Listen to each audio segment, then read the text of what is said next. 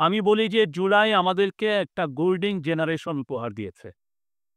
এই জেনারেশনটা আমি বলব যে সোনালী জেনারেশন। কেন বলছি? আপনি যদি এর আগের প্রত্যেকটা জেনারেশন দেখেন, এরকম জেনারেশনকে আমরা পেয়েছি। আপনি যদি 71 দেখেন, আমাদের অপারেশন সার্চলাইট চালানো হলো।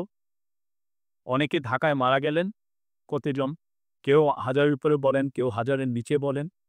তাতে আমাদের যে বিদ্রোহটা আসলো, একটা গ্রুপ চলে গেলেন ইন্ডিয়াতে যে গভর্নমেন্ট ইন এক্সাইল করলেন। আরেকটা গ্রুপ বিভিন্ন ক্যান্টনমেন্টে আমাদের যে বেঙ্গল 8 বেঙ্গল ছিল, 2 বেঙ্গল ছিল, ৫ টা বেঙ্গলের যে ডিভিশন ছিল এখানে, সেখান থেকে অনেকে বের হয়ে গেলেন। বের হয়ে তারা যুদ্ধে জয়েন করলেন। ওইটা একটা জেনারেশন। মহৎ একটা ওয়ার আমরা স্বাধীনতা পেলাম। স্বাধীনতা পাওয়ার পরে আপনি দেখেন 72 থেকে আমাদের একটা ডিসইলিউশনমেন্ট আসলো। আপনাদের এখানে কর্নেল জিয়াউদ্দিনের নাম কেউ শুনেছেন? কর্নেল জিয়াউদ্দিন এতই মানে জাস্ট ৬ মাসের মধ্যে উনি ডিসইলিউশন হয়ে গেলেন। উনি হলিডেতে লিখলেন যে মানে উনার কথা হচ্ছে যে আমি কি এইটাই কি চেয়েছিলাম? এই ধরনের একটা লেখা। উনার ফ্রাস্ট্রেশন ইস কোয়াইট মানে এভিডেন্ট। তারপরে একটা গ্রুপ চলে গেলেন মাওবাদীতে, সর্বহারার দিকে, খতমের রাজনীতি। আরেকটা গ্রুপ যারা ন্যাশন বিল্ডিং এ ছিলেন, তাদের একের পর এক ফেইলিউর হলো। এবং বাংলাদেশের ইতিহাসে মানে স্বাধীন বাংলাদেশের ইতিহাসে সবচেয়ে বড় ফ্যামিন হলো ৭৪ এ। ডক্টর নওমি হোসেন উনি সোয়াসে পড়ান। উনার কথা অনুযায়ী বাংলাদেশের পপুলেশনের ২ ভাগ মানুষ মারা গিয়েছিল ওই সময়। ১৫ লাখ লোক মারা গিয়েছিল না খেয়ে। যে ভয়াবহ! আপনার যদি ধীরেন্দ্রনাথ দত্তের আত্মজীবনী পড়েন দেখবেন যে উনি আমাদের এই কুমিল্লারই মানুষ, খুব নামকরা। অনেকে ইন্ডিয়া চলে গিয়েছিলেন। ইনি কংগ্রেসের ডেপুটি লিডার ছিলেন। উনি কুমিল্লা, উনার প্রিয় কুমিল্লা ছেড়ে চলে যাননি। উনি ওনার আত্মজীবনীতে 1956 এর ফ্যামিলির কথা আছে, হিন্টস আছে যে মানুষজন কোথাও, কোথাও কচুরিপানা খাচ্ছে। ওইটা আমরা অলমোস্ট ভুলে গেছি। কিন্তু ৭৪ তো দগদগে। আমার নিজের মনে আছে আমি ভাতের ফ্যান খেয়েছি। 71 এ যেই আশা ছিল, সেটা ৩.৫ বছর বা পরে যে আমরা একদম মনে হচ্ছে যে আমরা কি একটা ফেয়ার স্টেট হয়ে গেলাম নাকি? আমাদের 74 এর আপনি যদি ফ্যামিন দেখেন, এটা অনেক মানে এটা এখনো রিসার্চ হচ্ছে এটার ফেইলিউর এর কারণগুলো কি, কি? ডক্টর নওমি হোসেনের দ্য এইড ল্যাব ২ টা আছে, ইউপিএল এই বছর বের করেছে। আপনারা যদি এখানে পারেন পড়েন। এখানে একটা চ্যাপ্টারই আছে 1974 এর উপরে। কি ভয়াবহ একটা সময়। সেই জায়গা থেকে আমরা যেই আমাদের যে ভয়গুলো তৈরি হয়েছিল সেই ৩.৫ বছরের বা ওই ৭০ এর দশকে, সেই ভয়টাকেই কিন্তু আমাদেরকে তাড়িয়ে নিয়ে আসছে এখানে।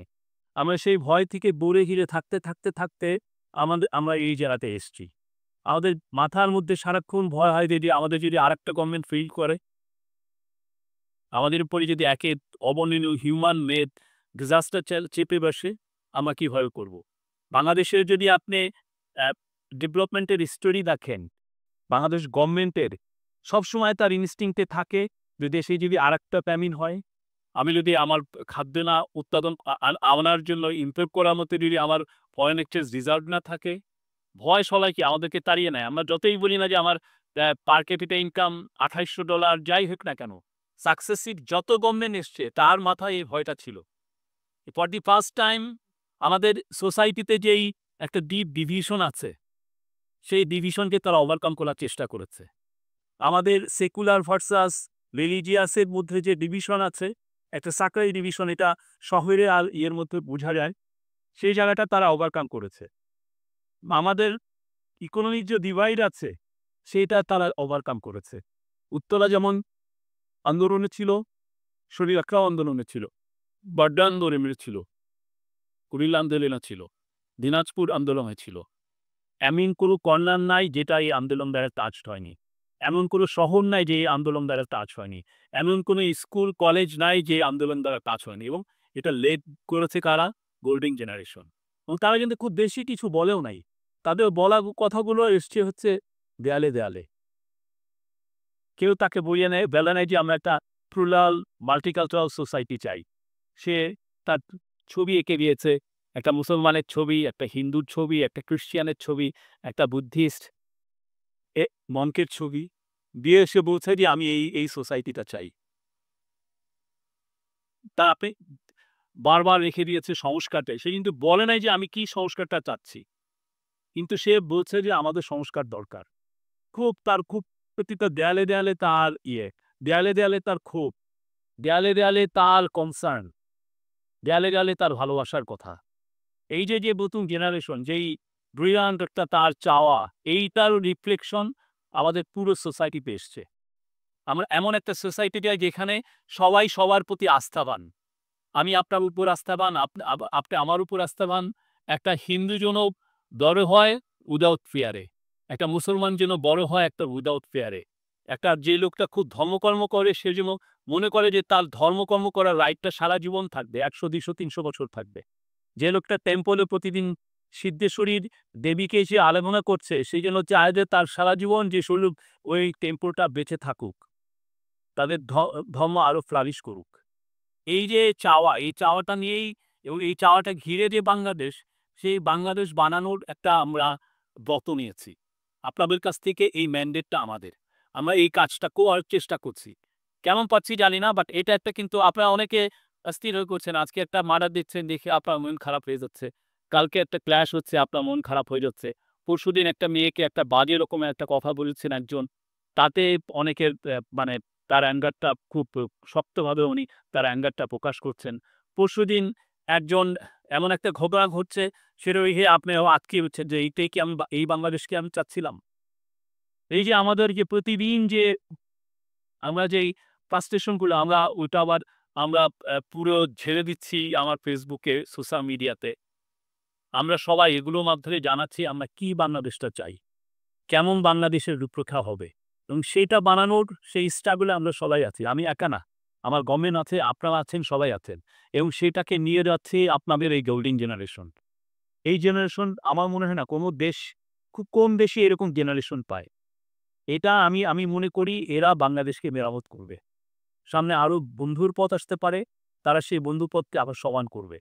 সামনে আমাদের মনস্টার্স লিডার আসতে পারে, অনেক লিডার যে আমাদের কথা শুনে আমাদের উপর আমাদের ব্যান্ডিট নিয়ে আমাদের উপরে চেপে বসবে, তারা সেই লিডারকে ঠিক করবে। তো আমাদের প্রত্যাশাটা আমরা একটা ভাবে জায়গায় যাব এবং সেই জার্নিটা শুরু হয়েছে। আমি বলব এই গোল্ডেন জেনারেশন আস্তে, আস্তে তারা বিজনেসে শাইন করবে, তারা কৃষিতে নতুনত্ব আনবে, তারা বাংলাদেশের সভরেনিটিকে প্রোটেক্ট করবে এবং বাংলাদেশের মানুষের যে পলিটিক্যাল স্ট্যাবিলিটি যা অনেক বছর ধরে ইউসি ছিল সেটা নিয়ে আসবে। আমরা আমাদেরকে আস্থার জায়গাটা তৈরি করব। আমি আপনাকে আস্থা করব, আপনি আমাকে আস্থায় আনবেন। আস্থায় আনলে একটা সোসাইটি তখন সবাই মিলে ফ্লারিশ হয় এবং এমন একদিন আসবে যে দিন সত্যিকার অর্থে আমার যে হারানো ভাই যে ইউএসএ নাগরিক হয়ে গেছে বা তার ছেলেমেয়েরা বাংলা ভাষাও জানে না, তারাও চিন্তা করবে যে না, বাংলাদেশে ফিরে যাই। আপনার মনে আছে সেই 1860-70 দশকে ইউরোপ থেকে লাখ, লাখ লোক চলে গেছে। ইউএসএ থেকে, ইউকে থেকে, ব্রিটেন থেকে লাখ, লাখ এমনই অবস্থা যে ওদের ব্রিটেনের ইকোনমির অবস্থা তালমাতাল অবস্থা হয়ে গিয়েছিল। ওদের এগ্রিকালচার কলাপসের মতো। আর আয়ারল্যান্ড তো 1/3 চলে গিয়েছিল ইউএসএতে। ওদের এই পটাটো ফ্যামিনের কারণে, আলুর যে খাদ্যাভাবের কারণে। এখন আয়ারল্যান্ড পৃথিবীর সবচেয়ে রিচেস্ট কান্ট্রিগুলোর একটা। তার পার ক্যাপিটা ইনকাম ইউরোপের সবচেয়ে বেশি। আমরাও তো এরকম দেশ হতে পারি। আমরাও তো এই আয়ারল্যান্ডের সোসাইটি সেই সময় কি ভয়াবহ, একের পর এক তার উপরে যুদ্ধ চাপিয়ে দেওয়া হয়েছে। তাকে কলোনাইজ করা হয়েছে। তাকে ভেঙে ২ টা ভাগ করা হয়েছে। তাকে আরেক দল এসে তার জায়গা দখল করে নিয়ে সেই জায়গাটা তার বলছে। তো সেই জায়গা থেকে আমরাও মনে করি যে আমরা যেই জায়গায় আছি, আমাদের এই গোল্ডেন জেনারেশন যে আমাদের যে কাজটা করে দিলেন জুলাই অগাস্ট গত বছরে, যে বিপ্লব আনলেন, যে বিপ্লবের যে আকাঙ্ক্ষা তৈরি করলেন যে একটা নতুন বাংলাদেশ গড়ার, সেটা বাংলাদেশকে মেরামত করবে। আমি এটা নিশ্চিত। আমি এইরকম এত ব্যক্তি নিয়ে কোনো বাংলাদেশে কোনো রেভলিউশন হয়নি। এত ব্যাপ্তি নিয়ে 71 হয়েছে কিন্তু ওটা অন্য রকমের। আমি বললাম তো আপনার ইপিআর, মিলিটারি, বাংলাদেশি যারা সোলজার, তার পুলিশ সেখান থেকে বের হয়ে তারা যুদ্ধে গেলেন। আর একটা গ্রুপ চলে গেলেন ইন্ডিয়াতে, ইয়াং জেনারেশন, তারা ট্রেনিং নিলেন। বললো আপনারা যা চাচ্ছেন, যে বাংলাদেশ চাচ্ছেন, সে বাংলাদেশ তো শুধু পলিটিক্যাল গ্রাউন্ডেই থাকবে না, সেই বাংলাদেশ তৈরি হবে বিজনেস সেক্টরে। আমি বলেছি কৃষি সেক্টরে, সেই বাংলাদেশ তৈরি হবে খেলাধুলায়, সেই বাংলাদেশ তৈরি হবে নতুন লেখালেখিতে, নতুন কালচারে, নতুন নাটকে, নতুন সিনেমায়। এই বাংলাদেশ প্রাউডলি দাঁড়িয়ে থাকবে। আমরা অনেক গল্প শুনি বাংলাদেশিরা অনেক প্রাউড। কিন্তু আপনি যদি অনেক জায়গায় দেখেন যে বাংলাদেশের অ্যাচিভমেন্ট অনেক জায়গায় আমরা খুবই কম। আমরা সেই জায়গাটায় যেতে চাই যেখানে আমরা একের পর এক ওয়ার্ল্ডের নোবেল লরিয়েট হবে। এক প্রফেসর ইউনূস আমাদের অন্তত ১০০টা নোবেল লরিয়েট হবে। সেই জায়গায় আমরা যেতে চাই। আমাদের একটা কোম্পানি ৩-৪টা কোম্পানি হয়তো বিলিয়ন ডলার কোম্পানি। আমরা ১০০টা কোম্পানি চাই বিলিয়ন ডলারের কোম্পানি যারা তার ফিল্ডে ওয়ার্ল্ডে ডমিনেট করবে। একসাথে কাঁধে কাঁধ মিলিয়ে আমরা জুলাই যেহেতু আন্দোলন করেছি, আমার মনে হয় এই যে আশা ভরসার জায়গা যেটা ওই সময় তৈরি হয়েছে, সেইটার ব্যাপ্তি আমাদের পুরো সোসাইটিতে ছড়িয়ে পড়বে। আমরা ট্রাস্ট করতে শিখব একে অপরকে। এই ট্রাস্টটা খুব ইম্পর্টেন্ট। এই সোসাইটিতে এই ট্রাস্টের জায়গাটা তৈরি করাটা খুবই, খুবই ইম্পর্টেন্ট। এটা যদি আমরা তৈরি করতে পারি, এবং আমি মনে করি এটা তৈরি হচ্ছে অলরেডি। আপনি গত একটা বছর দেখেন যথেষ্ট উত্তেজনাকর কিছু, কিছু ঘটনা ঘটেছে। কিন্তু দিনের শেষে আমরা কিন্তু আবার ঠিক হয়ে গিয়েছি। আমরা একই বাংলাদেশী, একই সোসাইটির লোক। আমাদের মধ্যে বোঝাপড়ায় মাঝে মধ্যে ডিসট্যান্স তৈরি হয়েছে। সেই ডিসট্যান্সটা আবার ২ দিন পরে চলে গিয়ে আবার আমরা ডিবেট করছি। আমরা ডায়ালগ করছি। আমি আপনার দোষ-ত্রুটি ধরছি, আপনি আমাকে দোষ-ত্রুটি ধরছেন। এমনি দেশ-ত্রুটি ধরার মূল কারণ হচ্ছে যে আমি আপনাকে শুধরাতে চাচ্ছি, আপনি আমাকে শুধরাতে চাচ্ছেন। এই শুধরানোর মাধ্যমে যে নতুন পথ তৈরি হচ্ছে সেটাই নতুন বাংলাদেশ। সেই জায়গায় আমরা যেতে চাই। এবং আমি মনে করি এটা খুবই সম্ভব, খুবই সম্ভব।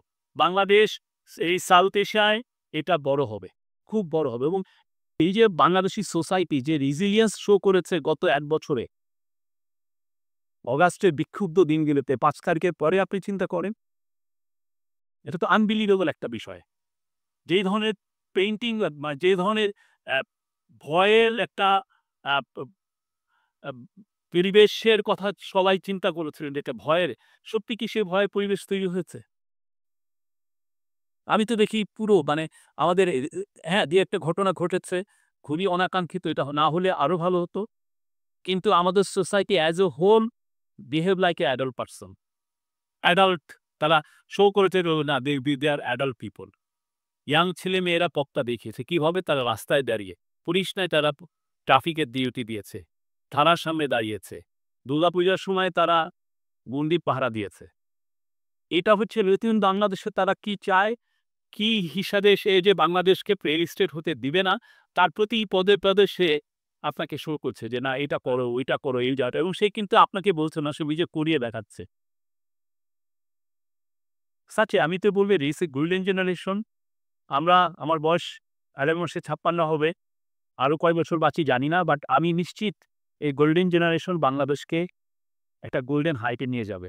এটা একটা ব্রিলিয়ান্ট একটা জায়গায় আমরা যাব। পৃথিবীর জন্য আমরা সবার জন্য একটা কি বলবো, একটা এক্সাম্পল সেট করব। সবার জন্য। বাংলাদেশে যেই বছরের পর বছর যেই সমস্ত অলিখিত জিনিস আমরা বলতেও ভয় পাই, সেইগুলো কাজগুলো আর হবে না এখানে। এখানে প্রত্যেকটা মেয়ে বড় হবে ফুল সেফটি অ্যান্ড সিকিউরিটিতে। প্রত্যেকটা মাইনরিটি বড় হবে ফুল সেফটি অ্যান্ড সিকিউরিটি। সবাই। কারো আমরা কোনো রিলিজিয়াস কোনো সোশ্যাল কালচারাল রাইটকে আমরা ডিপ্রাইভ করব না। এবং এট দ্য সেম টাইম সবার জন্য আমরা খাটবো। সবাই ইকোনমিক্যালি যেন আমরা পাওয়ারফুল হই। এমন একটা জায়গায় পাওয়ারের জায়গায় যাবো যেখানে আমরা আল্লুকে অন্তত পুরো বাংলাদেশে কেউ পরিবারটি থাকবে না। প্রফেসর ইউনূস বলতেন, এখনো বলেন, আমরা পরিবারটিকে মিউজিয়ামে পাঠাবো। সে খুবই সম্ভব। ওই জায়গায় যাওয়া খুবই সম্ভব এবং একটা জেনারেশনের সময় চায়না দেখিয়েছে এক জেনারেশনে আপনি একটা বড়লোক হতে পারেন। আপনি একটা আপার মিডল ক্লাস ন্যাশন হতে পারেন। একটা জেনারেশনে আপনি ৮০ কোটি লোককে আপনার প্রভার্টি মুক্ত করতে পারেন। আর আমাদের কয় কোটি লোক? এখন প্রভার্টিগ্রস্ত কয় কোটি? ৪-৫ কোটি। একে আমার প্রভার্টি দূর করা কোনো বিষয়ই না। এই গোল্ডেন জেনারেশন যদি হাসিনাকে তার জায়গা থেকে সরাতে পারে, এই প্রভার্টিকেও তার এখন যে জায়গা আছে সে জায়গা থেকে সরাতে পারবে। Bangladesh will B A free country, Bangladesh will B A brilliant nation. আমার 71 নিয়ে এত পড়া আছে। আমি এই 71 কেন 71 পরবর্তী বাংলাদেশ কেন ফেইল করলো এটা নিয়ে আমার প্রচুর পড়া আছে। 71 এর ডে এরিয়া যারা আ আ এগুলো লেখেন না, আমি এটা নিয়ে প্রচুর পড়েছি। 71 এর পরে যে আপনি যদি বাংলাদেশ আমরা আমাদের এই 71 এ আমাদের ব্রেভারি রিপোর্ট আমাদের পত্রিকাগুলো পড়েন, আপনারা কেউ যদি এখানে আছে পুরুলিয়া পত্রিকায় যান, দেখবেন যে আমরা একটু পরে যে 71 ভুলে গেছি। এত দুঃখ দুর্দশা, এত পোভার্টি প্রতিদিন আমাদের ওই নিউজে ব্যস্ত ছিলাম। কিন্তু স্যার আমার একটা গ্লোরিয়াস ওয়ার অফ লিবারেশন গুলো আমরা ভুলে গেছি। এই স্টোরিগুলো হয় নাই। কিন্তু আমি অবাক হয়েছি যে এইবার ভয় ছিল। যেমন ধরেন এইবার যদি এই ৫ই অগাস্টের পরে যদি আমরা একজন আরেকজনের এগেইনস্টে রিভেঞ্জ নিতাম, কি ভয়াবহ একটা সোসাইটি হতো। যারা ওই রিভেঞ্জের সময় যারা ক্ষতিগ্রস্ত হতেন তারা কি কোনোদিন ক্ষমা করতেন? আমরা ডিবেট করব। আমি আপনাকে পচাবো, আপনি আমাকে পচাবেন, আমাকে সবাই পচায়। তো এই ইয়েতে this is part of life. কিন্তু কেউ যেন ভায়োলেন্ট না হই। আমাদের এই জেনারেশন আপনি দেখেন, আমি তো মনে করি যে মানে এটা একটা কেন আমি গোল্ডেন জেনারেশন বলছি। তার কিন্তু রিভেঞ্জের কোনো আওয়াজই নাই। তার এই যে ইয়েতে সংস্কার সে পচাচ্ছে, লাখে কম করপিয়ে এটা সে লিখছে। কিন্তু তার ভাষার মধ্যে তো রিভেঞ্জ নাই। আমরা যেই জায়গায় যাচ্ছি honestly আমি মনে করি আমরা সেই জায়গায় পৌঁছাতে পারবো। বাংলাদেশ একটা ভাইব্রেন্ট, ব্রিলিয়ান্ট একটা নেশন হবে। এই ছেলেমেয়েরা করবে। আমি হয়তো থাকবো না, আমাদের জেনারেশন থাকবে না, বাট থাকবে, এরা থাকবে, ওরা বড় হবে। Thank you very much.